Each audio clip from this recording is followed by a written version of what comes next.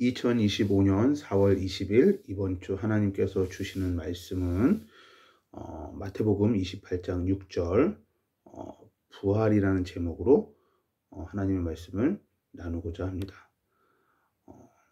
이번 주가 부활 주간이었죠. 부활절이었죠. 마태복음 28장 6절에 보면 예수님께서 부활하셨다라고 성경은 기록하고 있습니다. 그가 여기 계시지 않고 그가 말씀하시던 대로 살아나셨느니라. 와서 그가 누우셨던 곳을 보라. 자, 여기서 중요한 건 뭐냐면 그가 말씀하시던 대로라는 말입니다. 즉 예수님께서 평상시에 제자들에게 말씀하시던 대로 살아나셨다라는 것입니다. 즉 예수님께서는 성경에 기록된 대로 또 본인이 직접 말씀하신 대로 그 말씀에 근거하여 부활의 능력을 보여주셨다라는 것이죠. 그래서 여러분, 우리의 신앙생활의 가장 근본이 되는 것은 바로 하나님의 말씀을 살아있는 하나님의 말씀으로, 그리고 분명히 이루어질 성취될 약속의 말씀으로 믿는 것입니다. 우리가 예수 믿으면 구원받는다, 하나님의 자녀가 된다, 죄사함 얻는다, 죽음의 권세를 이긴다, 천국을 간다, 이거 다 어디에서 근거해서 우리가 확실하게 믿을 수 있는 겁니까? 바로 하나님의 말씀에 근거해서 믿을 수 있는 것이죠. 그러므로 우리 신앙생활의 가장 기본은 하나님께서 하신 말씀대로 우리가 믿는 것입니다. 오늘 본문 마태복음 28장 6절에도 예수님께서는 예수님이 말씀하시던 대로 살아나셨다라고 성경은 기록하고 있습니다. 자, 오늘 이 다시 살아나셨다, 즉 부활에 대해서 조금 더 살펴보려고 합니다. 자, 부활의 부자는 다시 부자죠. 그리고 활은 산다라는 그 살활자입니다. 즉 다시 산다라는 뜻이죠. 문자 그대로 해석을 하면 다시 산다라는 것입니다. 그러니까 누가 다시 살아요? 예수님께서 다시 살아나셨다라는 것입니다. 인류 역사에서 죽었다가 다시 살아나셔서 승천하셔서 지금도 하늘 보좌에 계신 분은 예수 그리스도 한 분뿐이신 것이죠. 그래서 예수님이 우리의 구주가 되실 수 있는 하나님이신 것이죠. 자, 그렇다면 예수님은 진짜로 부활하신 거 맞습니까? 부활하셨다면 지금도 살아계시겠죠. 지금도 살아계시다면 우리의 기도를 들으시고 응답하시겠죠.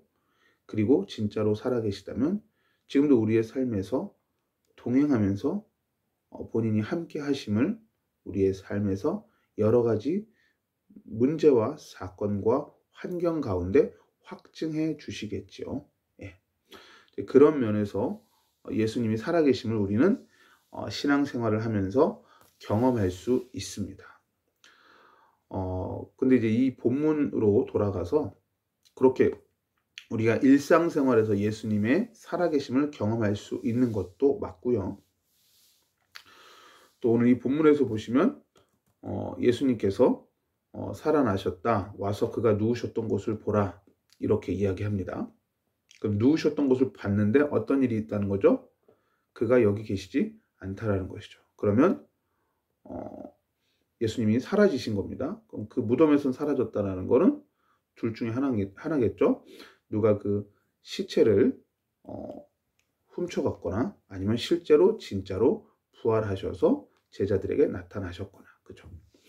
그래서 초대교회 이래로 나왔던 주장 중에 하나가 뭐냐면 예수님의 시체를 누군가가 도난했다, 훔쳐갔다라는 그러한 도난설을 주장했던 사람들이 있었습니다. 즉 예수님의 부활을 믿기 싫었던 사람들이 그렇게 누군가가 예수님의 시체를 훔쳐갔다라는 주장을 펼친 것이죠.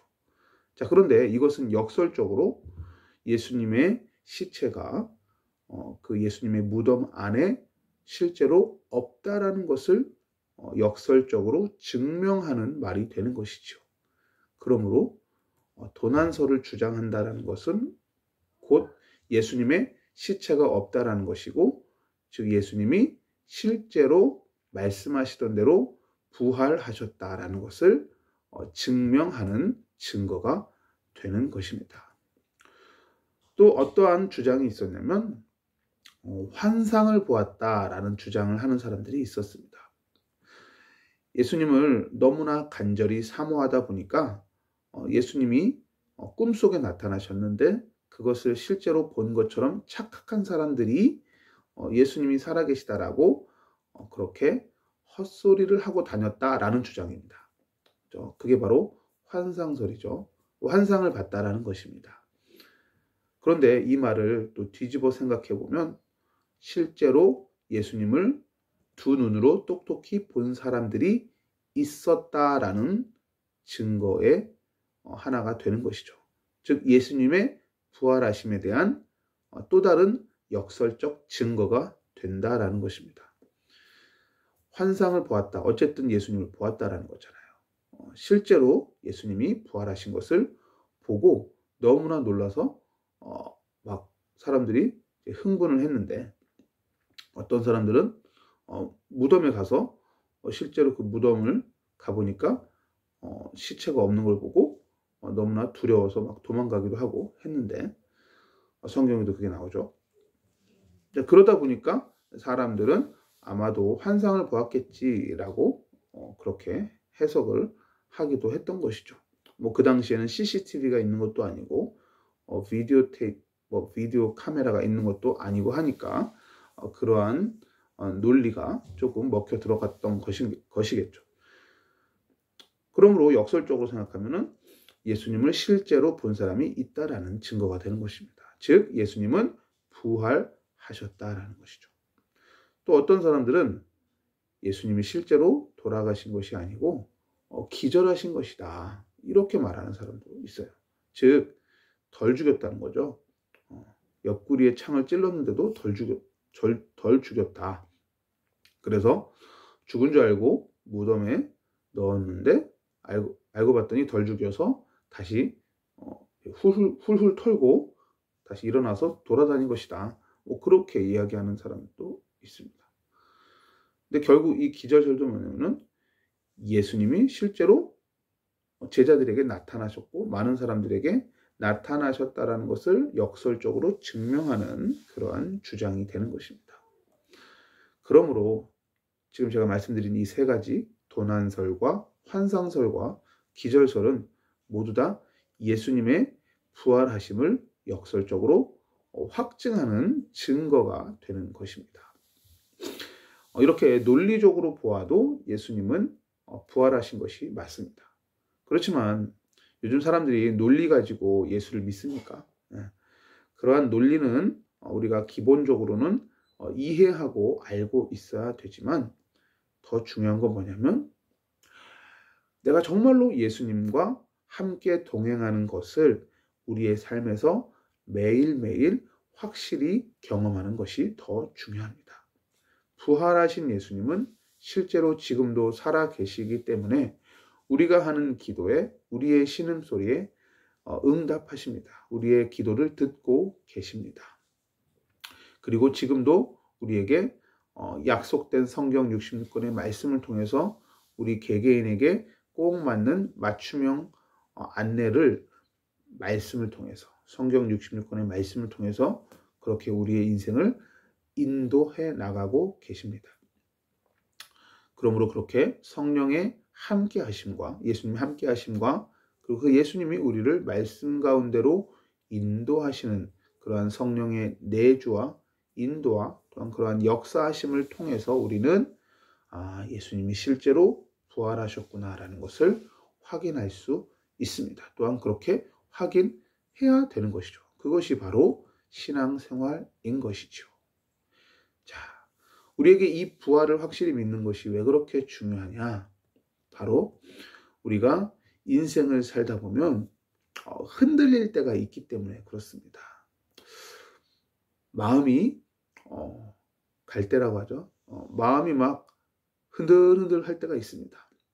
특히 어떨 때 그러느냐, 내가 계획한 대로 인생이 흘러가지 않을 때, 그리고 내가 전혀 생각지도 않았던 일들이 발생해서 내 인생이 아주 뿌리부터 근본부터 흔들리게 되는 그러한 사건들이 생길 때 우리는 좀 어려운 마음에 힘듦이 있죠. 그럴 때 흔들릴 수 있습니다. 근데 이럴 때 우리가 부활하신 예수님에 대한 확실한 믿음을 가지고 있는 것과 그 믿음이 없는 것은 천지차이인 것이죠. 그래서 이 부활하신 예수님에 대한 믿음을 확실히 가지는 게 너무나 중요합니다. 인생이 뜻대로 되지 않는다는 것이죠. 왜 그럴까요?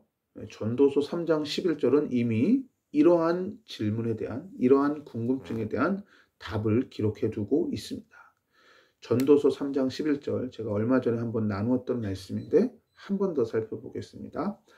전도서 3장 11절 이렇게 말하고 있습니다. 하나님이 모든 것을 지으시되 때를 따라 아름답게 하셨고 또 사람들에게는 영원을 사모하는 마음을 주셨느니라.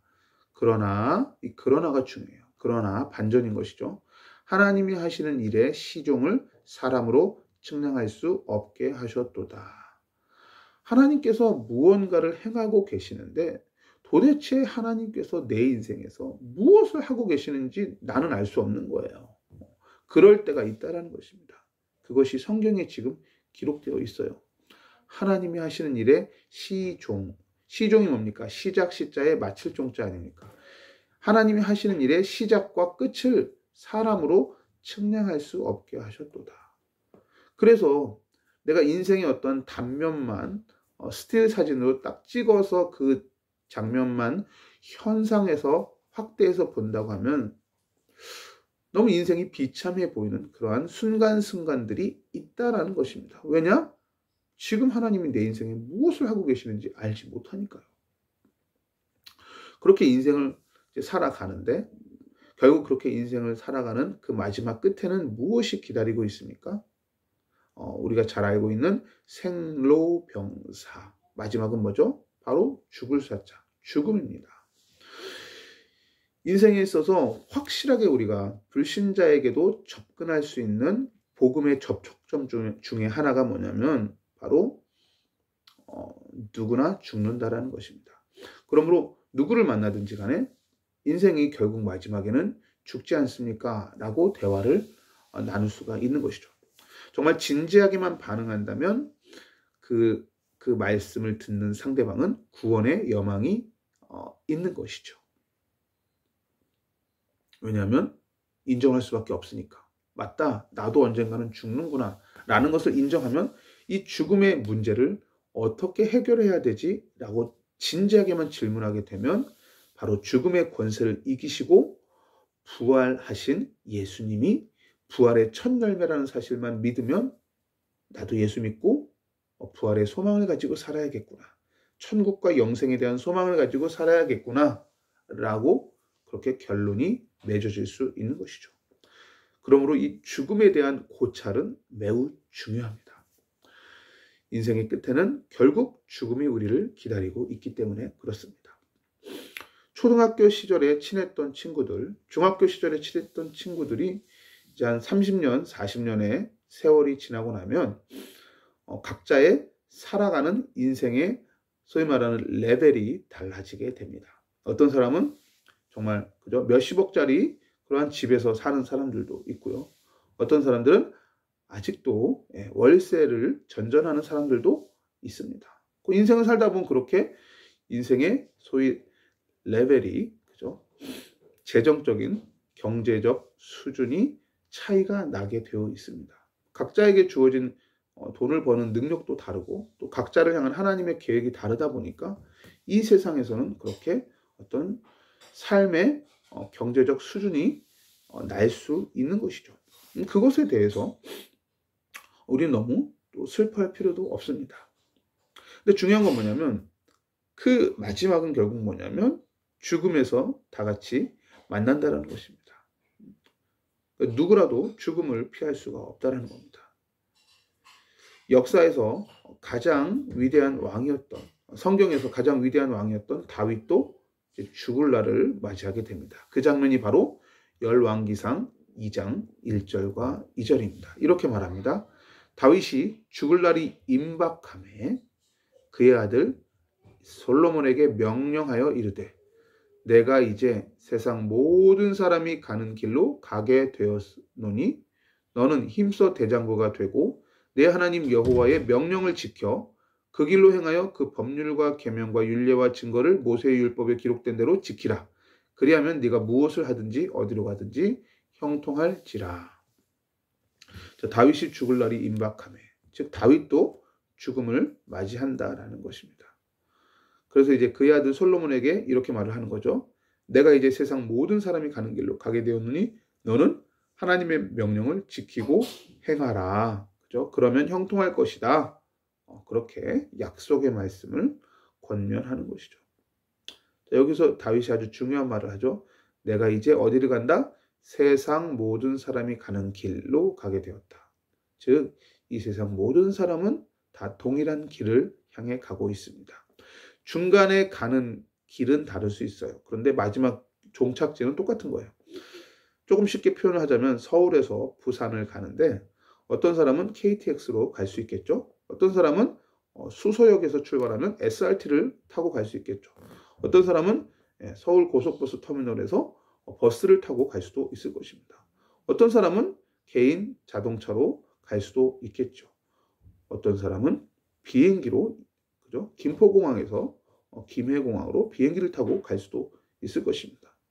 또 어떤 사람은 경부고속도로를 타고 내려갈 수도 있을 것이고, 어떤 사람은 중부내륙 고속도로 그런 고속도로를 타고 내려갈 수도 있겠죠.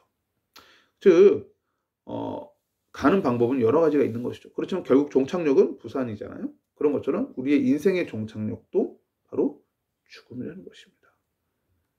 자, 그런데 오늘 부활에 대한 메시지잖아요. 이 죽음의 권세를 누가 이기셨다고요? 바로 예수님이 이기셨다는 겁니다. 이것이 우리가 오늘 확실하게 붙잡아야 되는 바로 진리 중에 하나라는 것입니다. 요한복음 11장 25절 26절에는 이렇게 말합니다. 예수께서 이르시되 나는 뭐라고요?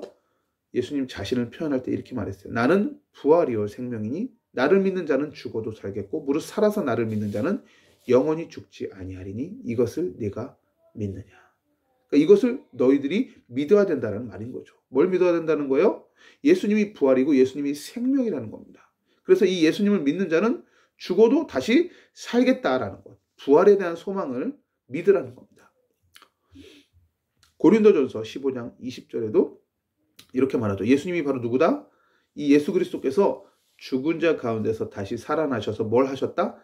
뭐가 되셨다? 잠자는 자들의 첫 열매가 되셨다는 겁니다. 이것을 믿으라는 겁니다. 그렇다면 예수님이 잠자는 자들의 첫 열매, 즉 죽은 자들 가운데서 부활하신 부활의 첫 열매가 됐다면 우리는 그 예수님의 뒤를 이어서 둘째 열매, 셋째 열매, 넷째 열매가 될 수 있는 것이죠.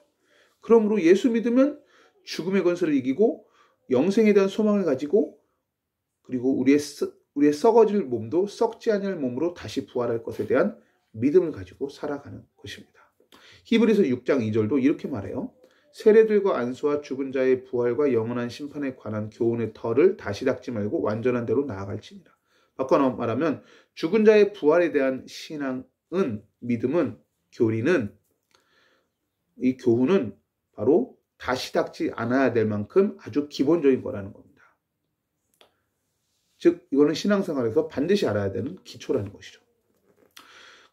고린도전서 15장 55절도 이렇게 말하죠. 사망아 너의 승리가 어디 있느냐? 사망아 네가 쏘는 것이 어디 있느냐? 즉 사망이 이겼다는 거예요? 예수님이 이겼다는 거예요? 예수님이 이겼다는 것이죠.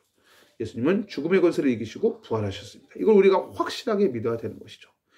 이 부활에 대한 소망이 저와 여러분들에게 이번 한 주일 그대로 임하게 되시기를 예수님의 이름으로 간절히 축원을 드립니다.